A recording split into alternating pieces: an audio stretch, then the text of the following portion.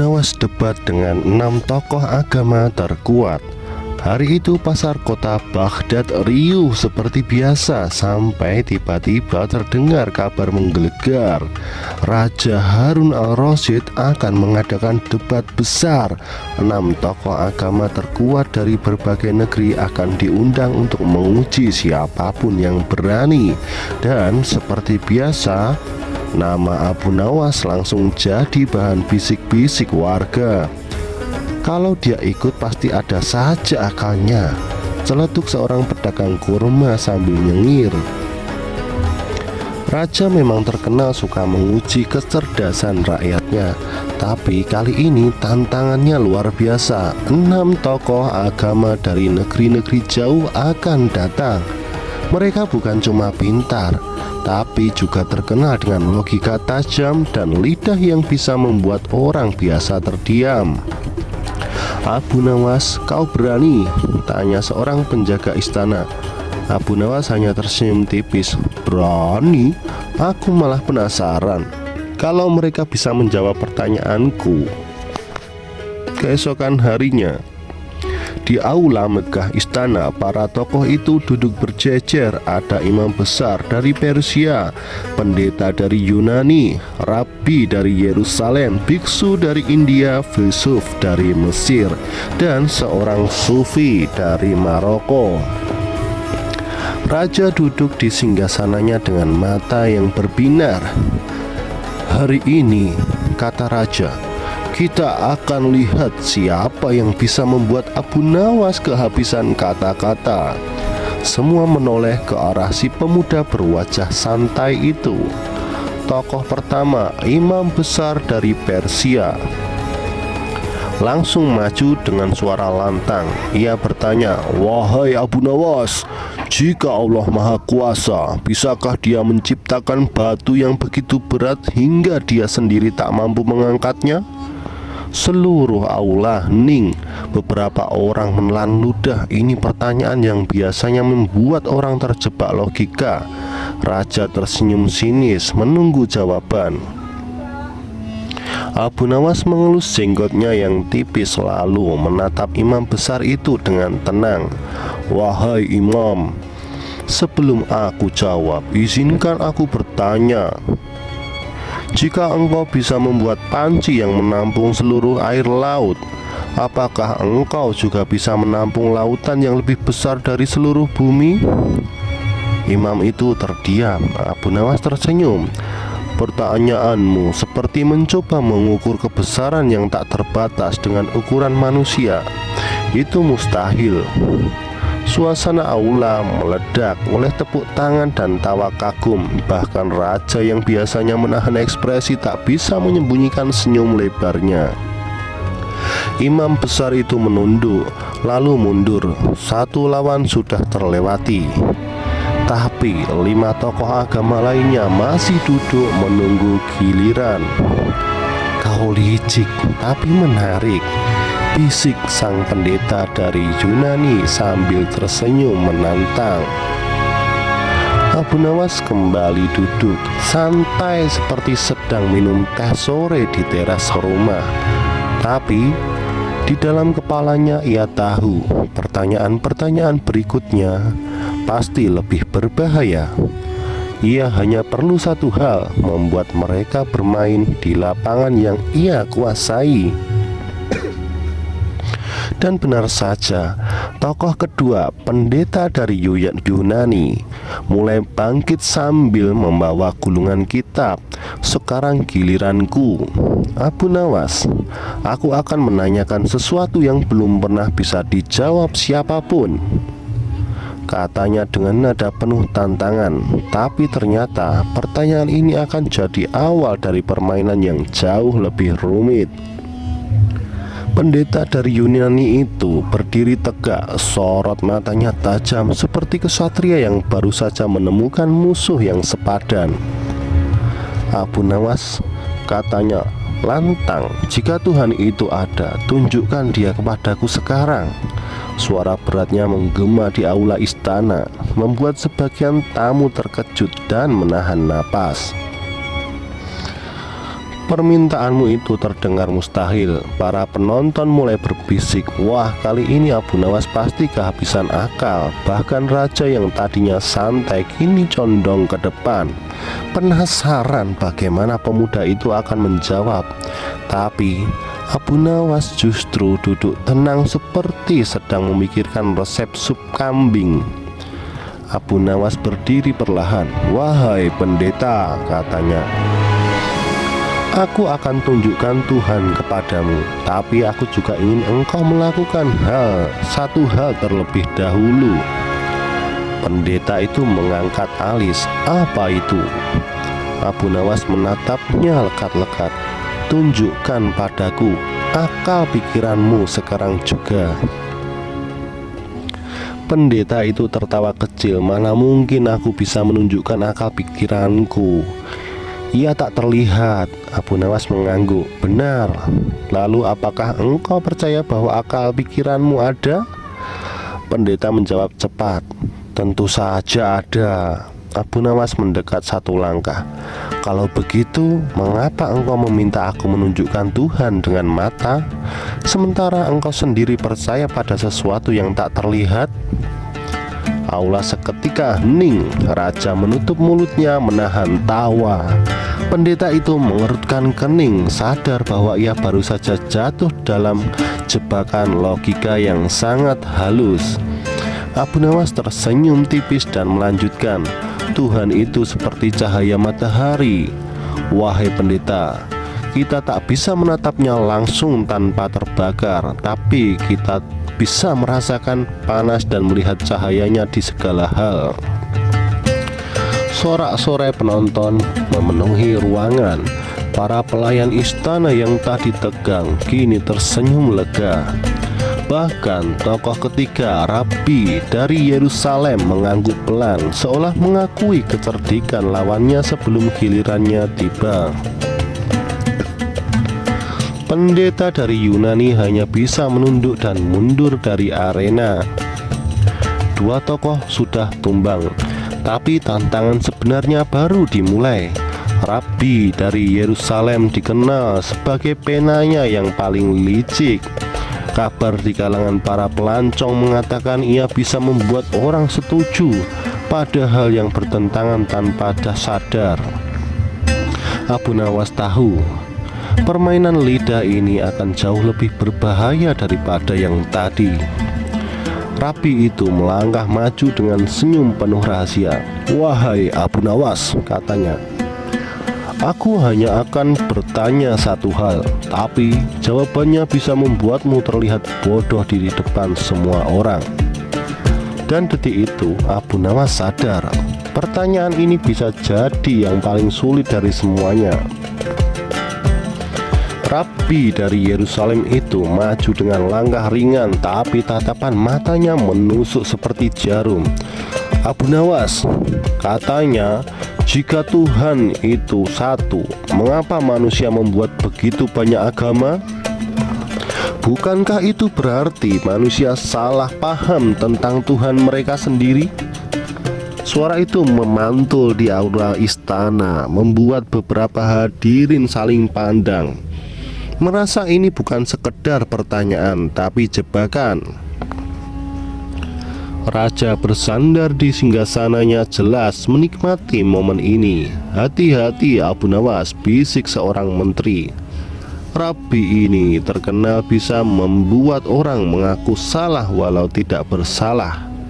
Namun bukannya gugup, Abu Nawas justru menatap Rabi itu sambil tersenyum, seolah baru saja mendengar lelucon. "Wahai Rabi," kata Abu Nawas, "izinkan aku bertanya balik sebelum menjawab pertanyaanmu. Jika air di sungai itu satu, mengapa banyak orang membawa kendi dengan bentuk berbeda?" Rabi terdiam sejenak mencoba menebak arah logika ini. "Karena setiap orang membuat kendi sesuai kebutuhannya," jawabnya. "Tepat sekali," Abu Nawas menimpali. "Air itu seperti kebenaran Tuhan. Sumbernya satu, tapi manusia menampungnya dengan wadah yang berbeda sesuai pemahamannya. bentuk wadah itu yang disebut agama. Perbedaan bentuk bukan berarti sumbernya berbeda, hanya cara menampungnya saja yang tak sama. Penonton mulai berbisik kagum. Rabi mencoba mengubah arah, tapi bukankah wadah yang berbeda bisa membuat orang saling bertengkar, mengaku wadahnya yang paling benar?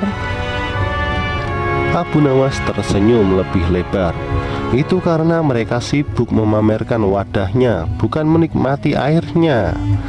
Orang yang benar-benar haus tidak peduli bentuk wadah, yang penting bisa minum. Sorak-sorai kembali memenuhi aula. Raja sampai bertepuk tangan sambil tertawa. Bagus Abu Nawas, kau menjawab pertanyaan yang sulit dengan perumpamaan yang sederhana dan indah. Rabi itu menunduk hormat, mengakui kekalahannya tanpa berkata-kata. 3 tokoh sudah tumbang. Tersisa 3 lagi. Biksu dari India maju. Berikutnya, ia terkenal bijaksana, tapi juga memiliki teka-teki filsafat yang membuat banyak orang menyerah. Abu Nawas tahu kali ini tantangannya bukan sekedar logika, tapi kesabaran. Biksu itu menutup mata sejenak, lalu bertanya pelan, "Wahai Abu Nawas, jika sesuatu di dunia ini hanya sementara, apa artinya kebenaran?" Pertanyaan itu membuat semua orang terdiam. Biksu dari India itu duduk bersila di lantai istana, matanya terpejam. Suaranya lembut namun menusuk pikiran. "Abu Nawas, jika segala sesuatu di dunia ini hanya sementara, apa artinya kebenaran?" Tanyanya sekali lagi. Pertanyaan itu terdengar sederhana, tapi setiap kata seperti membuka pintu ke jurang yang dalam. Para hadirin saling pandang, sebagian mengerutkan dahi, bahkan raja pun terdiam mencoba mencerna maksudnya. Kalau semua berubah, bagaimana sesuatu bisa dianggap benar selamanya? Gumam seorang menteri. Abu Nawas hanya menghela nafas pelan, lalu berjalan mendekati biksu itu. "Wahai biksu," kata Abu Nawas, "aku ingin bertanya sebelum menjawab. Jika awan selalu berubah bentuk, apakah itu berarti langit juga berubah?" Biksu membuka matanya sedikit. "Tidak, langit tetaplah langit," jawabnya. "Bagus." Abu Nawas tersenyum. Begitu pula kebenaran. Peristiwa dan keadaan hanyalah awan yang berubah-ubah, tapi langit itulah kebenaran sejati yang tak pernah berubah. Biksu itu menatap Abu Nawas dengan penuh minat. Kalau begitu, di manakah letak langit kebenaran itu? Abu Nawas menunjuk dadanya. Di hati manusia yang jernih. Kalau hati keruh, ia hanya akan melihat awan, bukan langit. Maka tugas manusia adalah membersihkan hati agar bisa melihat kebenaran itu. Beberapa hadirin mulai bertepuk tangan pelan. Biksu tersenyum tipis selalu berkata, "Kau menjawab dengan bijak, tapi bagaimana jika hati manusia tak pernah benar-benar jernih?" Abu Nawas menunduk sebentar, lalu menjawab, "Itulah mengapa kita butuh belajar seumur hidup, bukan untuk mengubah langit, tapi untuk mengubah cara kita memandangnya." Sorak kagum kembali terdengar, bahkan biksu itu menangkupkan tangan, memberi salam hormat pada Abu Nawas. "Engkau telah menjawab pertanyaan yang banyak membuat muridku menyerah," ujarnya. Satu lagi tokoh tumbang, kini hanya tersisa 2. Filsuf dari Mesir maju. Ia dikenal pandai memutar kata dan membuat argumen yang terlihat benar walau keliru. Raja tersenyum lebar. "Ini akan menarik," katanya. Abu Nawas bersiap karena ia tahu kali ini lawannya akan bermain di ranah akal murni tanpa sentuhan keyakinan. Filsuf itu tersenyum licik. "Abu Nawas, jika aku berkata bahwa semua yang kau lihat hanyalah ilusi, Bagaimana kau bisa membuktikan aku salah? Pertanyaan itu membuat semua orang terdiam menunggu bagaimana Abu Nawas membalikkan keadaan kali ini. Filsuf dari Mesir itu berdiri dengan tangan bersedekap, membuatnya senyumnya tipis tapi menusuk. Abu Nawas, jika semua yang kau lihat hanyalah ilusi, bagaimana kau bisa membuktikan aku salah? Suara itu terdengar seperti jaring halus yang siap menjebak lawannya. Para hadirin mulai berbisik, ini pertanyaan jebakan. Kalau dijawab salah, Abu Nawas akan dianggap bodoh, kata seorang pedagang yang diundang menonton. Raja menatap Abu Nawas tajam, penasaran apakah Abu Nawas akan jatuh ke perangkap ini. Abu Nawas melangkah pelan ke arah filsuf itu. Wahai filsuf, katanya, apakah kau yakin pertanyaanmu tadi benar-benar nyata? Filsuf itu tersenyum. Tentu saja. Abu Nawas mengangguk. Kalau begitu, berarti ada sesuatu yang nyata, yaitu dirimu yang bertanya padaku. Bukankah itu sudah membuktikan bahwa tidak semua adalah ilusi? Filsuf itu mencoba bertahan, tapi bagaimana kalau keberadaanku ini pun ilusi? Abu Nawas mendekat dan menepuk pundaknya pelan. Kalau begitu yang sedang salah debat ini hanyalah ilusi. Jadi kau tidak perlu malu. Penonton langsung meledak tertawa. Abu Nawas melanjutkan, ilusi atau tidak, rasa lapar tetap membuat perutmu keroncongan. Kalau semua ini ilusi, mari kita lihat apakah kau bisa bertahan tanpa makan selama sebulan. Filsuf itu terdiam, tak bisa membalas logika sederhana tapi mematikan itu. Tepuk tangan dan tawa memenuhi aula, bahkan raja sampai mengusap air mata karena terlalu banyak tertawa. Kau memang licin seperti belut, Abu Nawas, serunya. Filsuf itu mengangkat tangan, tanda menyerah dan mundur. 5 tokoh sudah tumbang, tinggal satu lagi, seorang sufi dari Maroko. Tidak seperti yang lain, sufi ini terkenal misterius, berbicara dengan teka-teki yang sulit dimengerti. Beberapa orang mengatakan ia bisa membuat lawannya merasa kalah hanya dengan satu kalimat. Sufi itu melangkah maju, matanya tajam namun teduh. Wahai Abu Nawas, katanya pelan, aku tidak akan bertanya untuk menjatuhkanmu, tapi jika kau gagal menjawab, kau akan kehilangan kehormatan di hadapan semua orang. Dan saat itu suasana istana menjadi hening mencekam. Sufi dari Maroko itu berdiri tegak, jubahnya bergoyang pelan, matanya seperti menembus pikiran Abu Nawas. Abu Nawas, sebutkan satu kebenaran yang tidak bisa dibantah siapapun di dunia ini maupun di akhirat. Seluruh aula istana hening, bahkan napas para penonton terdengar.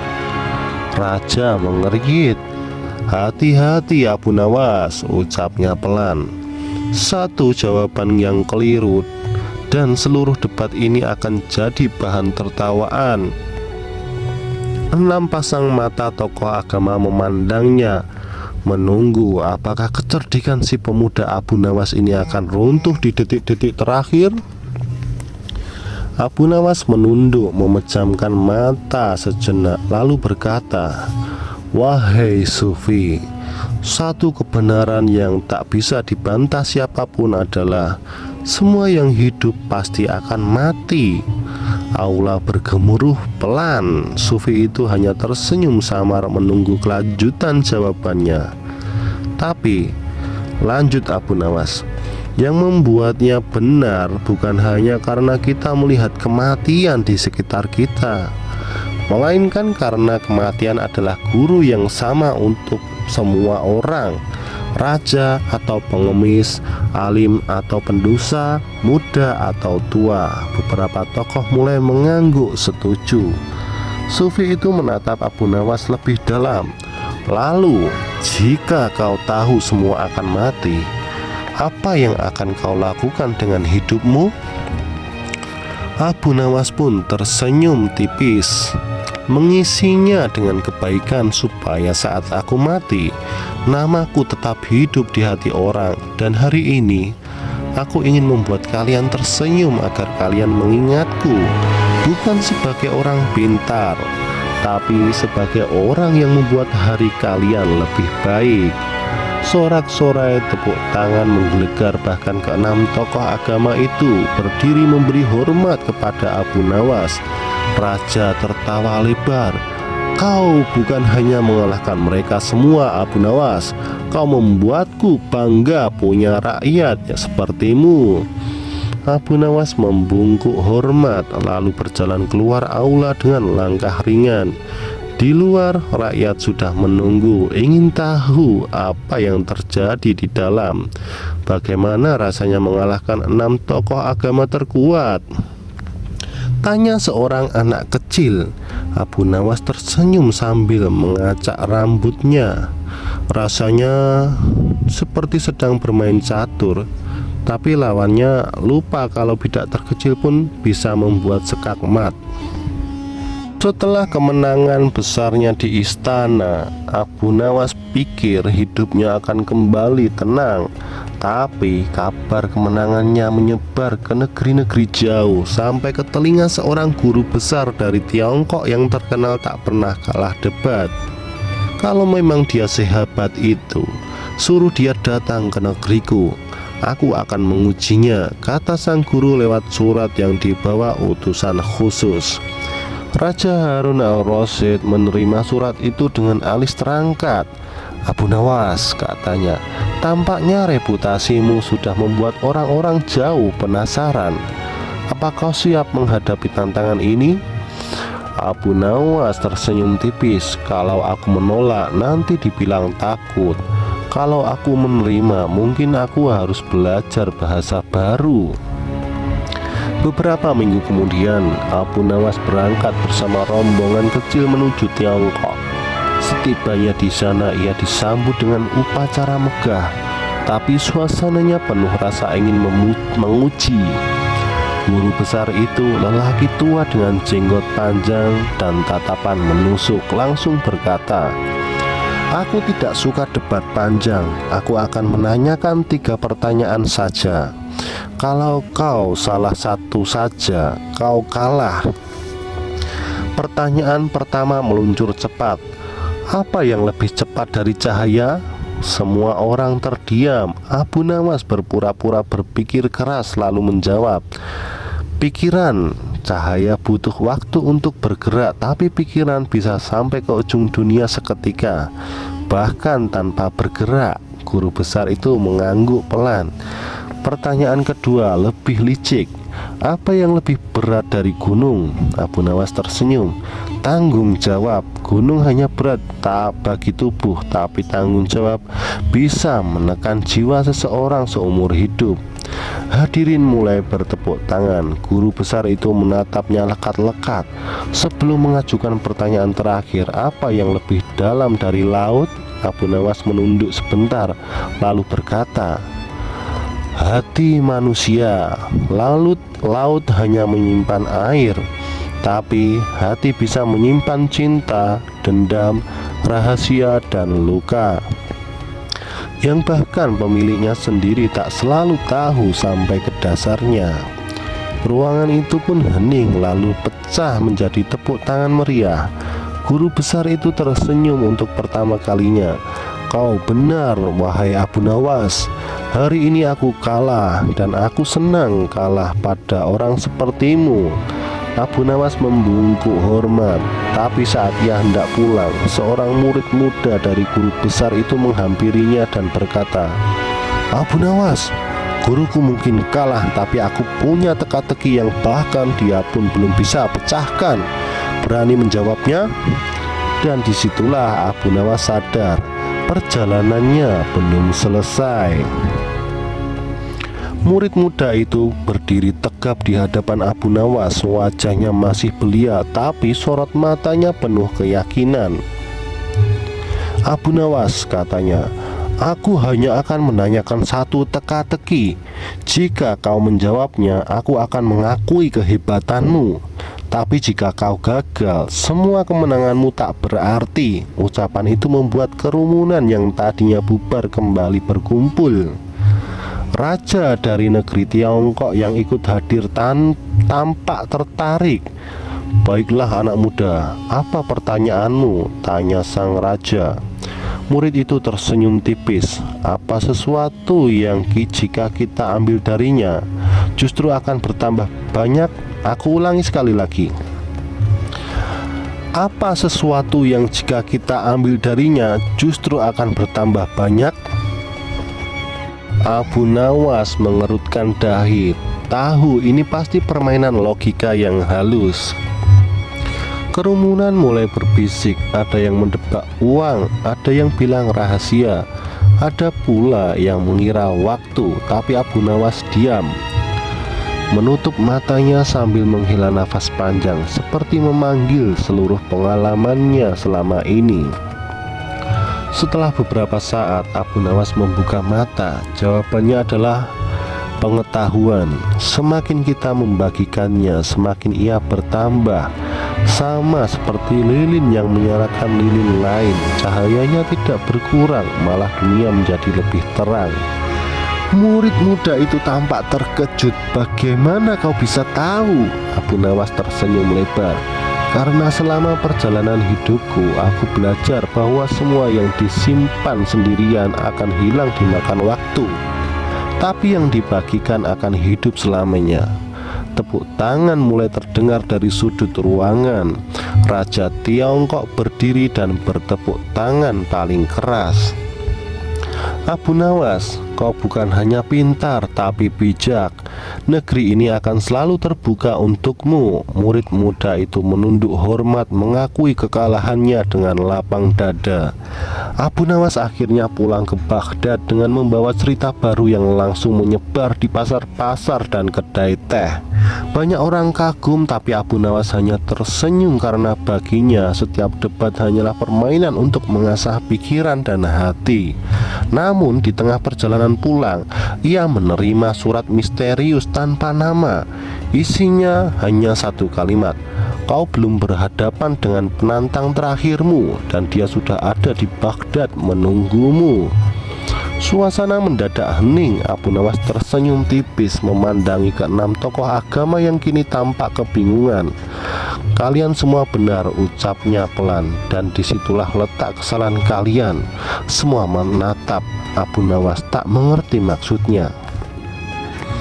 "Bagaimana mungkin sesuatu bisa benar sekaligus salah?" tanya tokoh agama Yahudi sambil mengeriyatkan dahi. Abu Nawas berdiri, melangkah pelan mengitari mereka. "Karena kebenaran yang kalian pegang hanyalah kebenaran dari sudut pandang masing-masing, bukan kebenaran yang dilihat dari hati yang tulus." Tokoh agama Hindu mulai gelisah. "Maksudmu ajaran kami salah?" Abu Nawas menggeleng. "Tidak, ajaran kalian semuanya mengajarkan kebaikan. Tapi saat kalian berdebat siapa yang paling benar, kalian sudah kehilangan esensi kebaikan itu sendiri." Raja yang dari tadi memperhatikan mulai mengangguk pelan. "Abu Nawas, kau mengatakan bahwa semua agama mengajarkan kebaikan. Lalu mengapa manusia selalu berselisih?" Abu Nawas menatapnya lalu berkata, "Karena manusia terlalu sibuk menjadi juru bicara Tuhan dan lupa menjadi muridnya." Perkataan itu membuat keenam tokoh agama saling pandang, seakan tersadar sesuatu.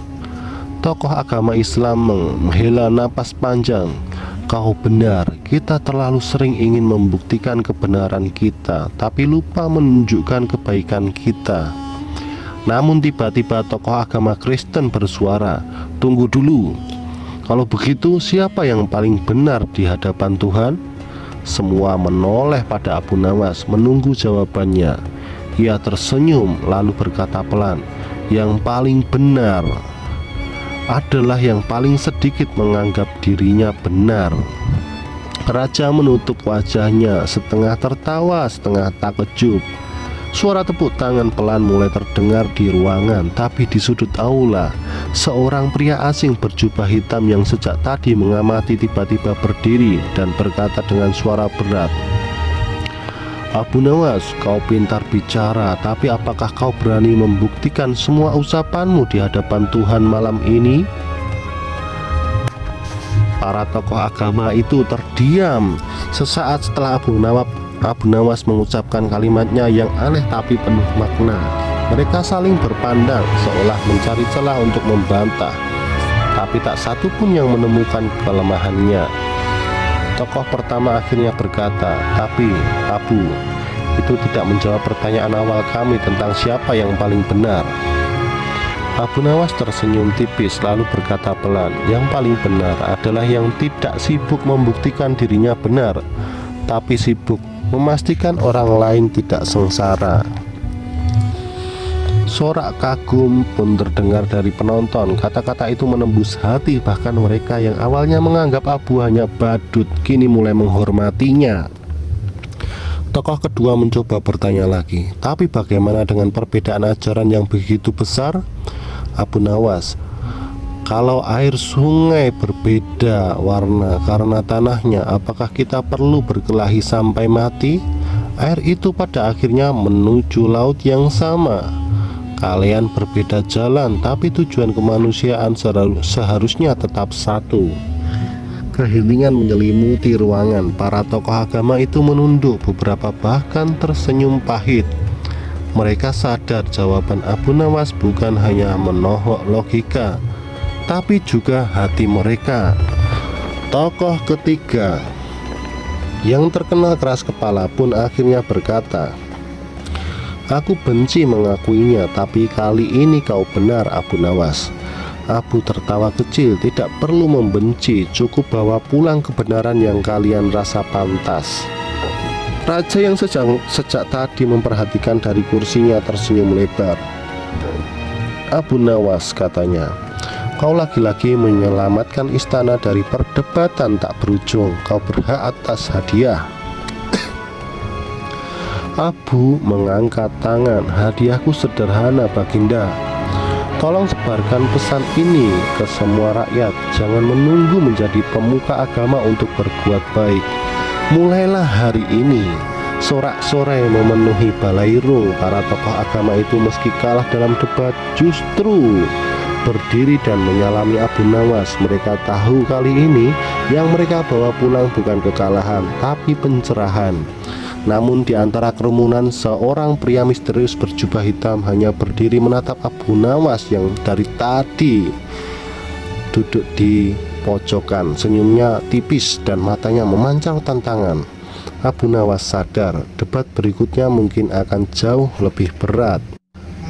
Balairung istana mulai sepi, tapi pria berjubah hitam itu tetap berdiri di sudut ruangan. "Abu Nawas," ucapnya pelan, "aku tidak datang untuk berdebat soal agama. Aku datang membawa satu pertanyaan yang hanya bisa dijawab oleh orang yang benar-benar mengerti dirinya sendiri."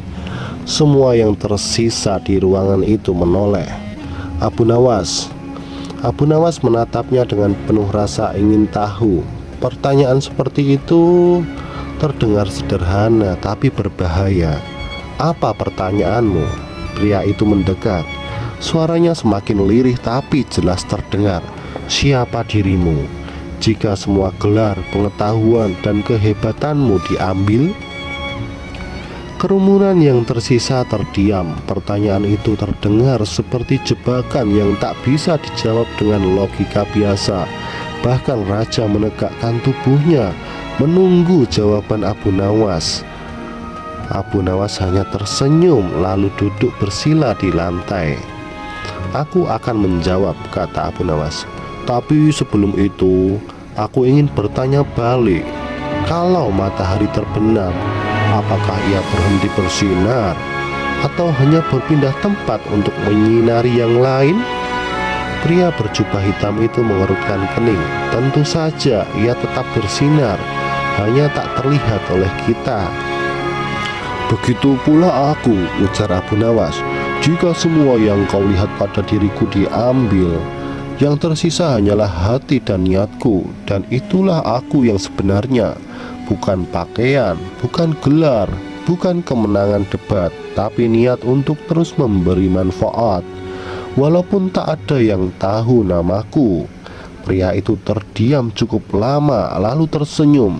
Kau tulus, Abu Nawas. Jawabanmu bukan untukku, tapi untuk dirimu sendiri. Setelah berkata demikian, ia berbalik dan berjalan keluar dari istana meninggalkan aura misteri yang tak terjawab. Raja mendekat dan menepuk bahu Abu Nawas. Kali ini aku tak hanya melihat kecerdikanmu, wahai Abu Nawas, tapi kebijaksanaanmu. Abu hanya tertawa kecil. Kecerdikan membuatku menang, tapi Baginda, tapi kebiasaan membuatku tetap manusia. Tapi kebijaksanaan membuatku tetap manusia. Itulah kisah Abu Nawas kali ini, teman-teman. Dari 6 tokoh agama hingga sosok misterius berjubah hitam, Abu membuktikan bahwa kemenangan sejati bukan hanya di lidah, tapi di hati. Kalau kalian punya versi lain atau cerita unik Abu Nawas yang belum pernah diceritakan, tulis di kolom komentar ya. Dan jangan lupa like, share, dan subscribe supaya kalian gak ketinggalan kisah seru Abu Nawas berikutnya. Wassalamualaikum warahmatullahi wabarakatuh. Jangan lupa sholat dan sholawat, dan semoga yang menonton sampai akhir ini diberi rezeki yang berlimpah luas, yang barokah, kesehatan. Bila sakit semoga cepat disembuhkan. Bila banyak hutang atau punya hutang semoga cepat dilunaskan. Terima kasih.